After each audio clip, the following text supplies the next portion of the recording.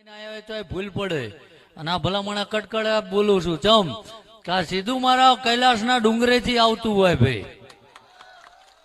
અને હું તો કઉ છું આજ આ માના સાનિધ્યમાં બેઠા છો ભાઈ, અને જો ઠાકરની દયા છે કાલથી નક્કી કરેલો કે અત્યારે લગીને 1 કરોડ ગુના કર્યા હોય ભાઈ, હવારે હુરત દાદો ઉગે અને નવી જીવનની શરૂઆત કરવી હે અને જીવનમાં કોઈનું ખોટું નથી કરવું.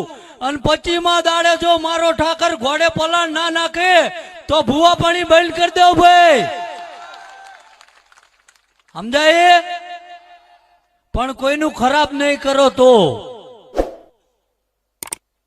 આ તો પાયે બેહાડીને ઢીસાવરાવે પેલા અમને.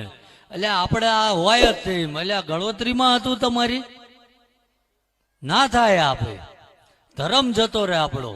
દેવો દાનવો વખતે જુઓ કે દેવોએ અમૃત પીધું ને દાનવોએ મદિરા પાન કર્યું, શું અંત આવ્યો? તાકાત તો એમની પાસે હતી, તપ એ કરતા હતા, પણ એમનો આહાર એમનું ખાણું પીણું નોખું હતું ભાઈ. તમારા ખાણા પીણા ઉપર તમારી મતિ નક્કી થાય ભાઈ, સમજાય હે? તો નથી બોલતા કોઈ. હા એમ. અને આજે અહીં આવ્યો છું ને, હવાર પડતા જો કદાચ 25 મૂકી દેશે ને તો મને એવું થશે કે મારા અહીંયા આવેલો આંટો લેખે લાગી ગયો ભાઈ, સમજાય ભાઈ? ઓલા આમના ફરીને બેઠા એ કઈ બોલતા જ નથી.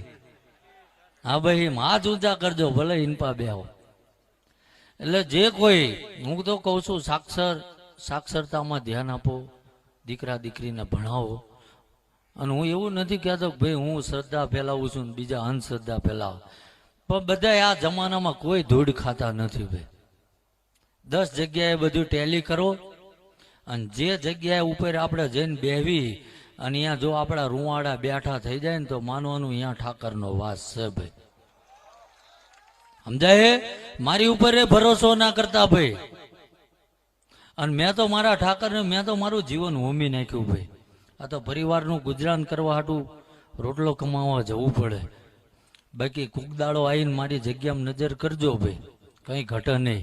અને અત્યારે કદાચ વહેલા 4 વાગ્યે આંટો મારજો, કોઈ માણસ એવું કહી દે કે અમે ભૂખ્યા પાછા આવ્યા તો ભલામણા આ ધૂણું એમાં ફેર પડી જાય ભાઈ.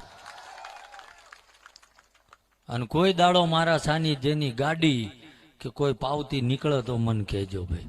કારણ કે જેદી ધૂણું બેઠો ને તેદી એને કીધું હતું કે જો ત્યાં કોકની આબરૂ હાટું ઢાંકવા હાટું થઈને લોહી રેડી દીધા અને હું તને જો ધૂણું છું અને ક્યાંય માગવા નીકળું તો હું રાજપૂતનો દીકરો ના કહેવાય ભાઈ.